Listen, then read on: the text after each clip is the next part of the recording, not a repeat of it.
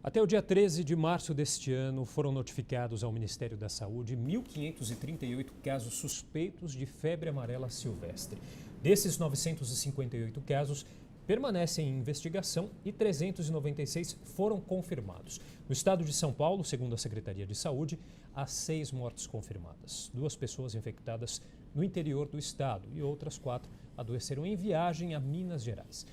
Para falar sobre o assunto, conosco no estúdio a infectologista Raquel Moarec. Olá, doutora. Obrigado pela presença. Obrigada a você. Bom, a grande preocupação no momento é mesmo com a febre amarela silvestre. E quais as diferenças entre ela e a febre amarela urbana? A febre amarela silvestre é quando ela vem de áreas de mais de mata ou áreas que são rurais, consideradas na grande maioria. Até 2003 ou 2004 foi a última vez que nós tivemos casos de febre amarela urbana confirmados, laboratorialmente e com história epidemiológica compatível. Então, a diferença é, veio de área rural e apresentou, ou pegou lá, vamos dizer assim, e depois foi levado para ser tratado na cidade. Mas, normalmente, é caso silvestre. Neste momento, então, a gente pode considerar que há um surto de febre amarela silvestre? É um dos maiores surtos que temos de febre amarela em perto de 14 anos. Sim, é de febre amarela silvestre. Quais regiões do país inspiram mais cuidados nesse momento, doutora? Eu acho que, assim, nós temos uma falha de vacinas de relação à febre amarela há muito tempo, não é de hoje. Tem áreas que chegam a 20%, 30%, mas tem áreas que não tem nem 5%, 7% de pessoas vacinadas. E a própria vacinação já é difícil porque ela tem que ser estudada e ela é colocada, não está colocada abertamente em carteira de vacinas, então ela tem a sua indicação, tem o seu critério. Algumas pessoas podem, outras não, porque é um vírus vivo. Então, assim, qual é a área de risco? Tem áreas no Pará, tem áreas em Minas, tem no Rio de Janeiro, tem vários locais. Então, não é específico. A gente tem uma necessidade de estudar aonde tem mais primatas, onde tem mais animais que foram a óbitos, aí você tem que fazer uma notificação na zoonose daquela região e investigar mais adequadamente os quadros virais que aconteceram naquilo ali. A gente pode dizer que o macaco é um indicador, então? Ele é um indicador de regiões para controle de infecções virais, sim, infecções que estão tendo na região. O que está faltando é essa investigação mais rápida, eu acho, para poder melhorar a resposta nossa epidemiológica frente aos novos casos. Agora a gente tem ouvido muitas notícias de pessoas que estão caçando e abatendo macacos. Isso é uma judiação. É descabido, né? Até descabido. Porque o macaco não é o transmissor da direto, doença, é o mosquito não. Ele Aedes é um nosso sensor que alguma coisa está errada. Se tem esse sensor, é isso que a gente vai precisar, para ter um critério de investigação melhor. E até importante o macaco para nos dar esse norteio, parâmetro, né? Isso, de região. Aqui em São Paulo, qual que é a situação de momento no estado de São Paulo? Olha, o que eu tenho conhecimento são 4 casos que temos aqui com óbito, mas que vieram ou que ainda estão sendo analisados, talvez epidemiologicamente de Minas. A gente não tem a caracterização ainda, esse estudo ainda está no início, para saber de onde é. Agora, esse surto de febre amarela silvestre, ele segue essa trajetória típica da febre amarela silvestre no país? Nós temos que ter sintomas, entender o que é febre amarela primeiro, né? É sempre importante ressaltar os sintomas. Nós temos leve, nós temos assintomáticos e moderados e temos graves e febre amarela maligna, que é a mais... A gente pode ter óbito de 5% a 50% do contato, de acordo com o fator de risco daquela pessoa. Então, eu tenho de leve, assintomático, aquela pessoa que entra só com quadro de mialgia, uma febre de 1, 2 dias, a gente não faz diagnóstico, ele não está ictérico, que é aquele amarelãozinho.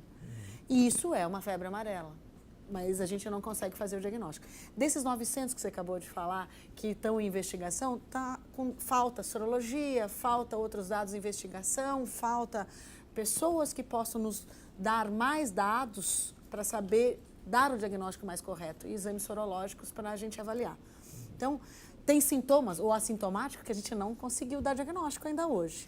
O moderado, ele parece bem, tem sinal de hemorragia, tem uma febre que dura mais de 2 a 4 dias, quer dizer, ele tem um sintoma um pouquinho mais clássico, dá uma dor muscular, altera transaminase.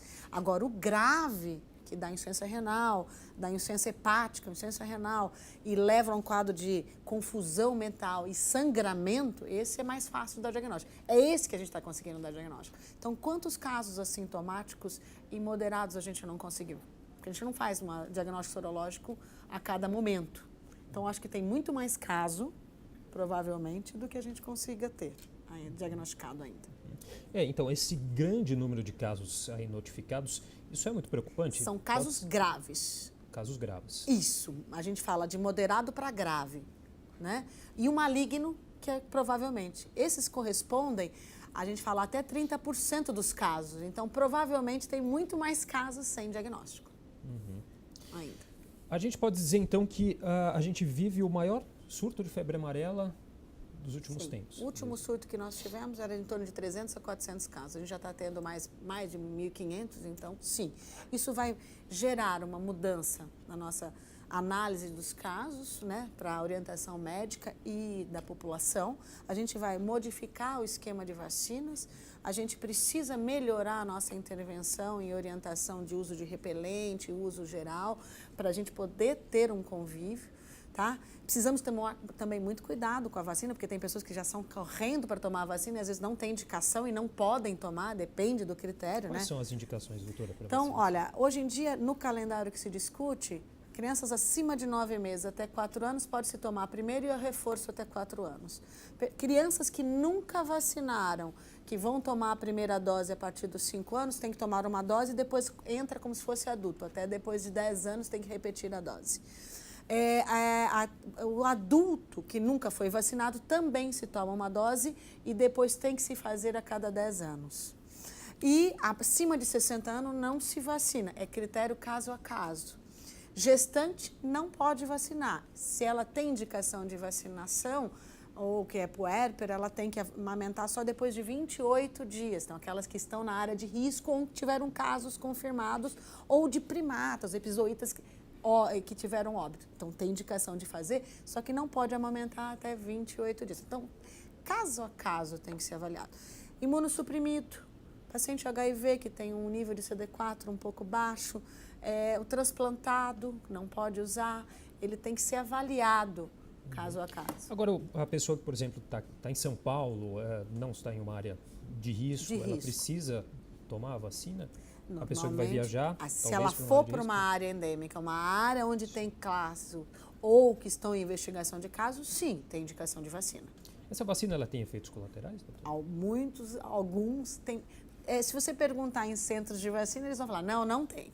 Né? Não dói, só tem uma dorzinha e tal. Mas sim, tem efeitos e tem os seus critérios. Até 2 dias ela dá dor muscular, ela pode dar um quadro de febre. E tem o que a gente avalia, que são as reações vacinais, que vão aparecer principalmente a partir de 7 a 10 dias após a vacina. Esse é o critério da gente ter um segmento desses casos. Por isso que a vacina tem a sua indicação e tem o seu critério de rastreabilidade para a gente melhorar a sua avaliação sobre ela. Ok, doutora, queria agradecer muito a sua participação. Obrigada, a doutora Felipe. infectologista Raquel Morrec, que participou aqui com a gente falando um pouquinho mais sobre a febre amarela.